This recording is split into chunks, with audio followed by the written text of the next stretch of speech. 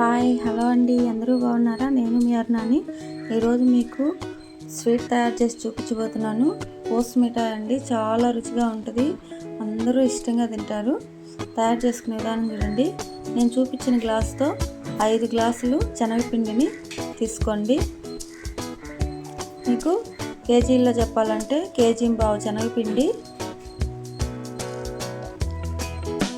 1/2 table spoon soda ఉప్పు, వంట soda 1/2 table spoon మొత్తం వేసి కలుపుకొని ఈ విధంగా కొద్దిగా వాటర్ వేసుకుంటూ మనం మనుగుల పిండి కలుపుకుంటాం కదా, అదే మాదిరిగా కలిపేసుకోండి. చూడండి, ఇలా ఉండలాగా వచ్చే విధంగా మొత్తం కలుపుకొని పక్కన పెట్టేసుకోవాలా. నెక్స్ట్ స్టవ్ మీద ప్యాన్ పెట్టుకొని ఆయిల్ పోసుకోండి.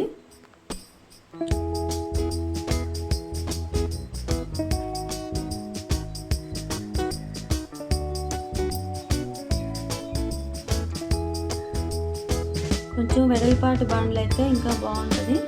ఇప్పుడు మనం మనుగులు చేసుకుంటాం కదా, సన్నకారాసు అంటే వాంపూసది కాకుండా సన్నకారాసుగా పడేది తీసుకొని మనుగుల్లాగా మనం పెద్దవి చుట్లులాగా ఉత్తేసుకోవాలి. చూడండి, ఈ విధంగా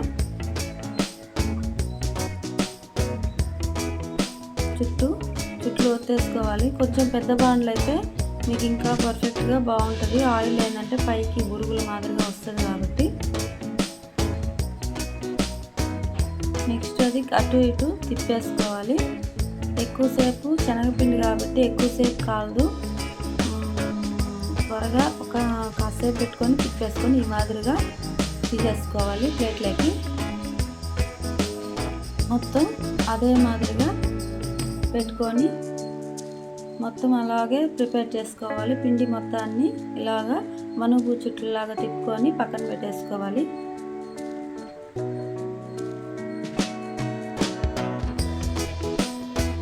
మొత్తం ప్రిపేర్ చేసుకున్న తర్వాత ఇవన్నీ చేసుకున్నటువన్నీ ఒక పెద్ద బౌల్లో వేసుకొని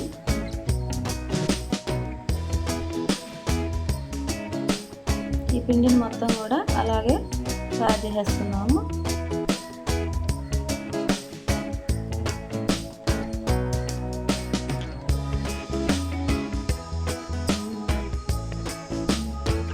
ఆయిల్ కానీ కొంచెం తగ్గిపోతే మళ్ళీ వేసుకుంటూ చేసుకోవాలి.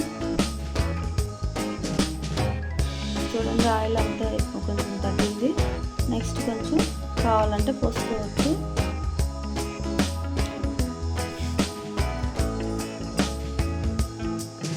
నెక్స్ట్ ఒక 2 కేజీలు బెల్లము, వాటర్ ఒక 2 గ్లాసులు వాటర్ తీసుకొని ముందుగానే నలగొట్టుకొని నానబెట్టుకోవాలా.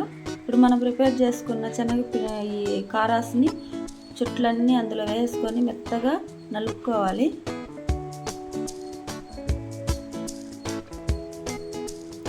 మొత్తం పొడిగా నలిపేసుకోవాలి.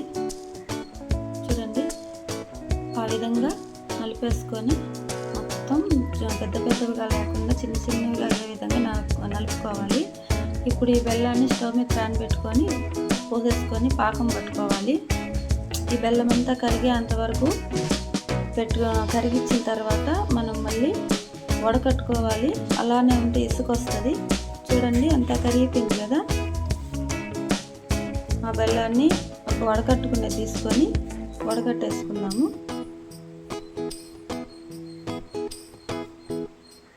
ఖచ్చితంగా వడకట్టుకోవాలండి, ఇసుక ఉంటుంది. లేకపోతే మనం ఏ పిండి వంట చేస్తున్నా బెల్లాన్ని అయితే వడకట్టుకోవాలి. చూడండి, ఆ వడకట్టుకున్న దాన్ని నెక్స్ట్ మళ్ళీ ఆ బౌల్లో పోసి అది బాగా పాకం వచ్చే విధంగా కలబెట్టుకుంటూ పాకం పడేలాగా ఉంచుకోవాలి స్టవ్ మీద.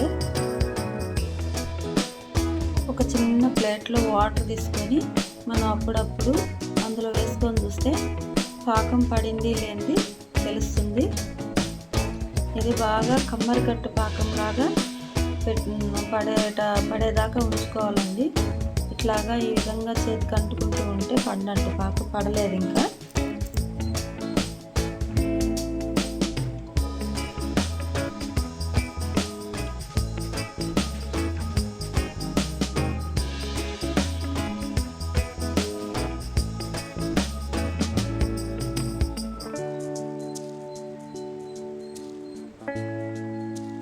అయిపోయింది. అది కూడా కొంచెం ఉండకైతే వచ్చింది, కానీ ఇంకా లేత పాకమని ఇంకా పడాలి.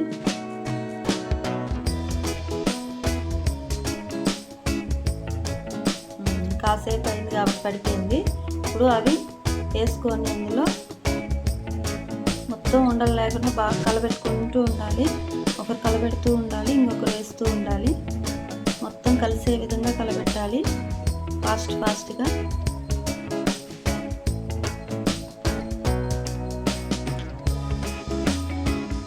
పాకం అయితే మీకు ఉండలాగా వచ్చేసేయాలి. చేతికి ఉండలాగా వచ్చేసింది అంటే అంటుకోకుండా ప్లేట్కి ఉండలాగా వచ్చిందంటే పాకం పడినట్టేను.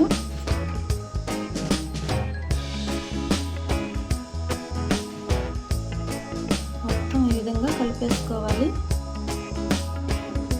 నెక్స్ట్ మనం ఒక రవ్వ నెయ్యి వేసుకొని ప్లేట్లకి అప్లై చేసుకొని పక్కన పెట్టేసుకోవాలి. 2 ప్లేట్లకు వస్తుంది కాబట్టి 2 డీసులకి నెయ్యి అప్లై చేసుకోవాలి. ఇప్పుడు ఇది బాగా కలిసిపోయింది అనుకున్నప్పుడు డీసుల్లో పోసుకొని ఆరబెట్టుకోవాలి. కలిసిపోయింది బాగా, చూడండి. థ్రెడ్ కర్రతో బాగా కలబెట్టుకోవాలి. పూస మిఠాయి అంటే ఇష్టం లేని వాళ్ళు ఉండరండి, చాలా ఇష్టంగా తింటారు. చాలా టేస్ట్గా ఉంటుంది. నాకు కూడా చాలా ఇష్టం.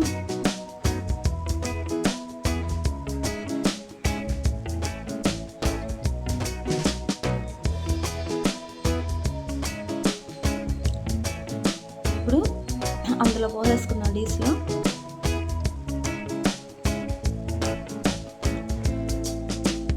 రెడీ అయిపోయింది. ఇప్పుడు డీస్లో పోసేసుకొని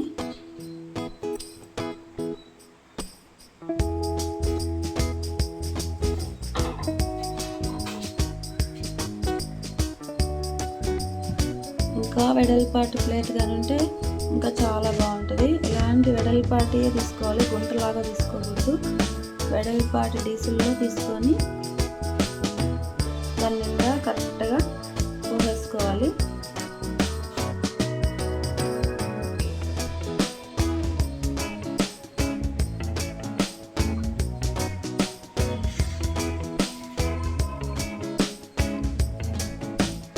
అది రెండిటికి సమానంగా ఎత్తుగా లేకుండా సదరంగా మొత్తం అదుముకోవాలండి. చేత్తో అయినా కొంచెం చల్లారాక చేత్తో బాగా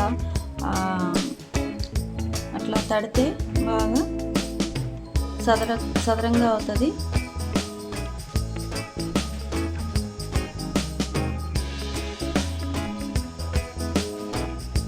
ఆ గంటితోనే అట్లాగా చుట్టూ అట్లా అనుకుంటూ సదరపరచుకోవాలి. ఇలాగా చేతులతో, ఇప్పుడు చల్లారిపోయింది కాబట్టి కొంచెం చేతులతో ఈ విధంగా తట్టుకొని పక్కన పెట్టేసుకోవాలి. ఆ రెండింటిని అదే విధంగా తట్టుకోవాలి. బాగా తట్టుకున్నప్పుడు బాగా అతుకుంటుంది. ఇవి ఇప్పుడు మనం ఒక 3 గంటల సేపు ఆరబెట్టేసేయాలి. బాగా చల్లారిపోయి ఆరిపోతేనే అది మనకి బాగా వస్తుంది. కాసేపు ఆరబెట్టేద్దాము. రెడీ అయిపోయింది. ఇప్పుడు ఆరిపోయిన తర్వాత గోతం పట్టు మీద ఈ విధంగా బాల్ వేసుకొని ఈ విధంగా ఒక్కొక్కటిగా తుంచుకోవాలి. మనకి ఏ సైజు కావాలంటే ఆ సైజు, చిన్న చిన్నగా అయినా తీసుకోవచ్చు, పెద్ద పెద్దగా అయినా తీసుకోవచ్చు. తీసుకొని బౌల్లో వేసేసుకోవడమేమో. రెడీ అయిపోయింది. ఆల్మోస్ట్ పూస మిఠాయి రెడీ అయిపోయిందండి. అంతేమో చేయడం. 2 డీసులు కూడా ఇదే మాదిరిగా తుంచుకోవాలి.